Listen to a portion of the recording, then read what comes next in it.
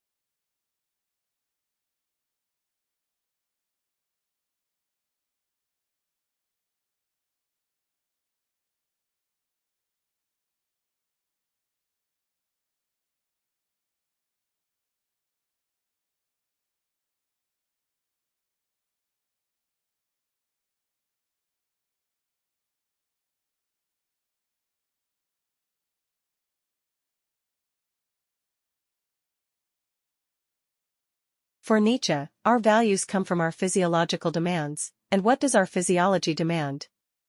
Power. It wants to survive and thrive. What does it mean to thrive? To imagine the world a certain way and to be able to make that illusion a reality. Someone could try to contest this idea by saying that they don't seek power or want to thrive, they won't eat or drink anything to prove this point. But, they would still be seeking a kind of power. They imagine a world in which they prove the idea wrong and they seek to bring that world into fruition, even at their own expense. 87. So then begs the question, what if we cover the entire desert with solar panels? How much energy would we actually be able to produce, and how would this change our planet? Let's take a deep dive. For starters, let's begin here. This is the Where's That solar power station in Morocco, the world's largest concentrated solar power plant currently in existence in a marvel of modern engineering. Once fully completed and operational, the plant will take up an area of 25 square kilometers and be capable of producing 582 megawatts of electricity.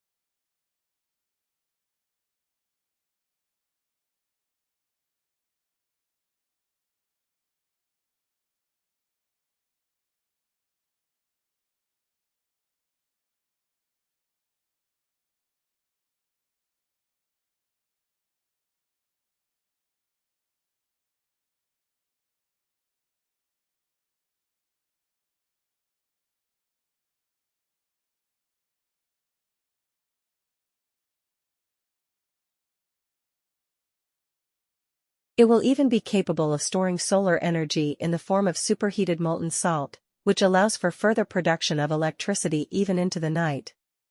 After investing more than $9 billion into their solar energy objective, Morocco aims to create 4 additional plants similar to this one in the Sahara that will collectively create more than 2,000 megawatts of electricity production, which will be enough to provide for roughly 38% of all of Morocco's annual electricity needs. This project will transform Morocco into the world's leading solar energy state. And as the only African country that currently has a power cable linked to Europe, much of this energy will be exported for profit to the countries of the European Union.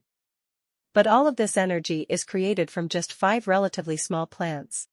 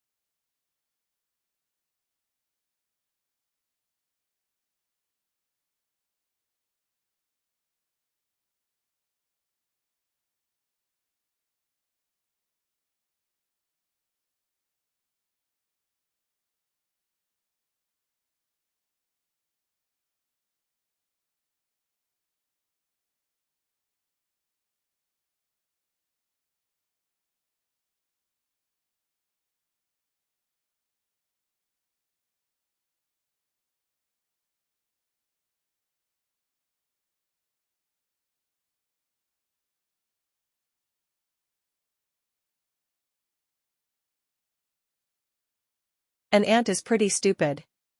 It doesn't have much of a brain, no will, no plan, and yet, many ants together are smart. An ant colony can construct complex structures.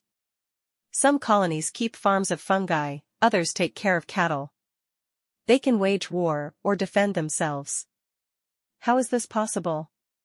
How can a bunch of stupid things do smart things together? This phenomenon is called emergence, and it's one of the most fascinating and mysterious features of our universe. In a nutshell, it describes small things forming bigger things that have different properties than the sum of their parts. Emergence is complexity arising from simplicity, and emergence is everywhere. Water has vastly different properties to the molecules that make it up, like the concept of wetness. Take wet fabric, if you zoom in far enough, there is no wetness. There are just molecules sitting in the spaces between the atoms of the cloth.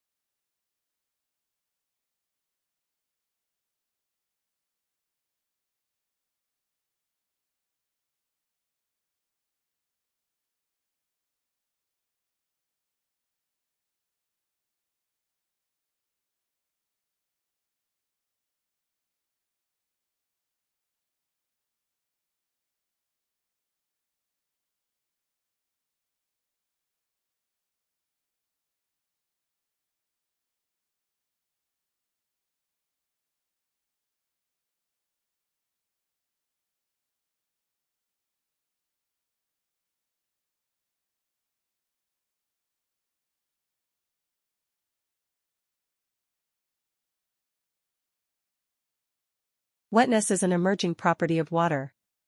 Something new only created by a lot of individual interactions between water molecules. And this is sort of it. Many things interact under a certain set of rules, creating something above and beyond themselves.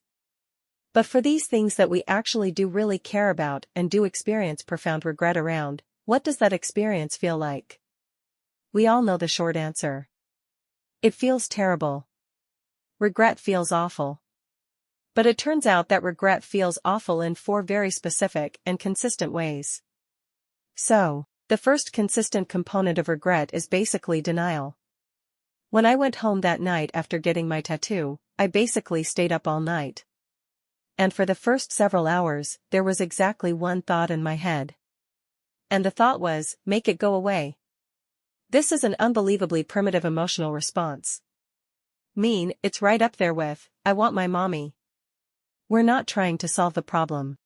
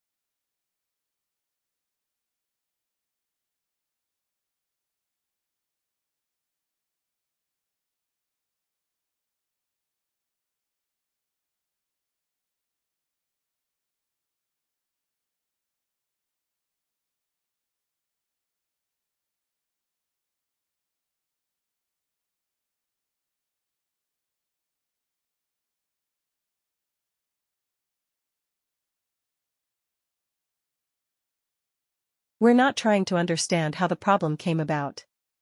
We just want it to vanish. The second characteristic component of regret is a sense of bewilderment. So, the other thing thought about there in my bedroom that night was, how could have done that? What was thinking? This real sense of alienation from the part of us that made a decision we regret. We can't identify with that part. We don't understand that part. And we certainly don't have any empathy for that part, which explains the third consistent component of regret, which is an intense desire to punish ourselves. That's why, in the face of our regret, the thing we consistently say is, I could have kicked myself. The fourth component here is that regret is what psychologists call perseverative. To perseverate means to focus obsessively and repeatedly on the exact same thing. Now the effect of perseveration is to basically take these first three components of regret and put them on an infinite loop. So, it's not that I sat there in my bedroom that night, thinking, make it go away. It's that I sat there and I thought, make it go away. Make it go away. Make it go away. Make it go away. So, if you look at the psychological literature, these are the four consistent defining components of regret.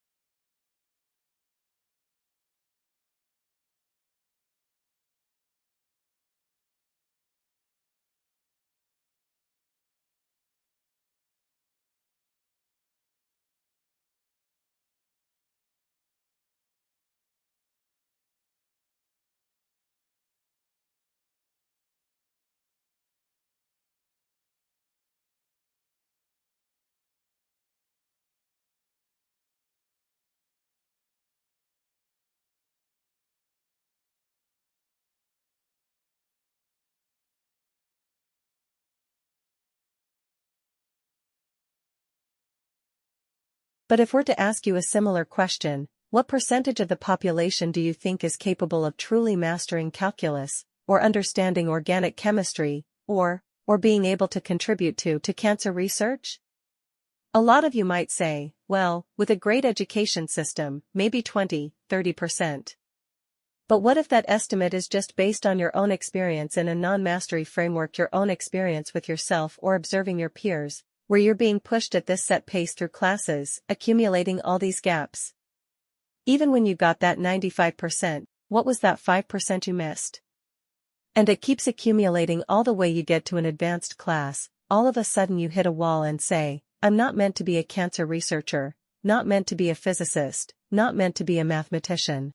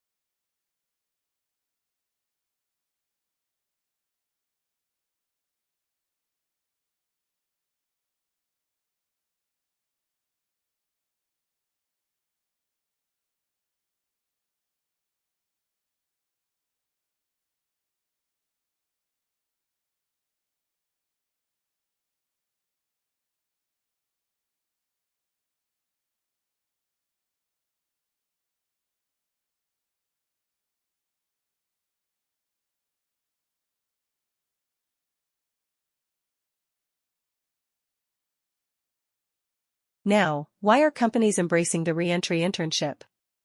Because the internship allows the employer to base their hiring decision on an actual work sample instead of a series of interviews, and the employer does not have to make that permanent hiring decision until the internship period is over. This testing out period removes the perceived risk that some managers attach to hiring relaunchers, and they are attracting excellent candidates who are turning into great hires. Think about how far we have come. Before this, most employers were not interested in engaging with relaunchers at all. But now, not only are programs being developed specifically with relaunchers in mind, but you can't even apply for these programs unless you have a gap on your resume. This is the mark of real change, of true institutional shift, because if we can solve this problem for relaunchers, we can solve it for other career transitioners too. In fact, an employer just told me that their Veterans Return to Work program is based on their reentry internship program, and there's no reason why there can't be a retiree internship program. Different pool, same concept.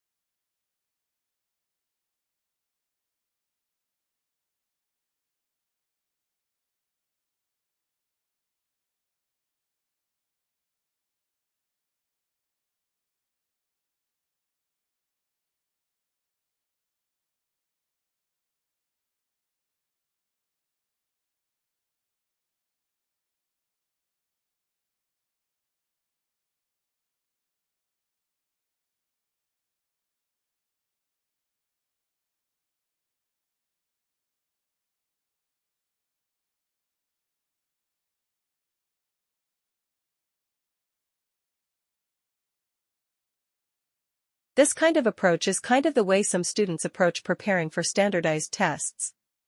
In order to get test scores to go up, teachers will end up teaching to the test. Now, that approach can work, test results often do go up. But it fails the fundamental goal of education, to prepare students to succeed over the long term. So given these obstacles, what can we do to transform the way we transform organizations? So rather than being exhausting, it's actually empowering and energizing? To do that, we need to focus on 5 strategic imperatives, all of which have one thing in common: putting people first. The first imperative for putting people first is to inspire through purpose. Most transformations have financial and operational goals. These are important and they can be energizing to leaders, but they tend not to be very motivating to most people in the organization. To motivate more broadly, the transformation needs to connect with a deeper sense of purpose. Take Lego. The Lego Group has become an extraordinary global company.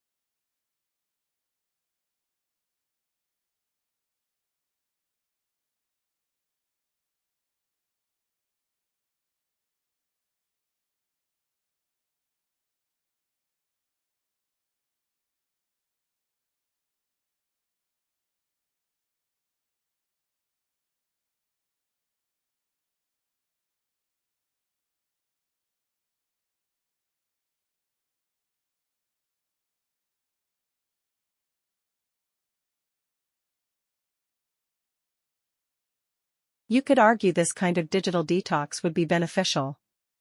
We'd take our eyes off our screens, then strike up real-life conversations with each other. We've discovered that our smartphones can actually make phone calls. We bring back fax machines. And start making notes by hand. Well, maybe not fax machines, and hey, we'd still have TV to entertain us. The world would not fall apart. In fact, with almost 4 billion people having no access to the internet worldwide, half of humanity wouldn't notice a difference in the short term. But not you, mighty internet user. You would notice right away.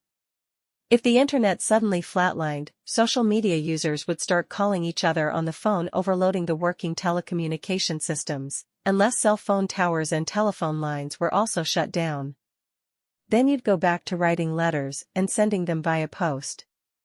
Forget about wireless file transfers with no Wi-Fi.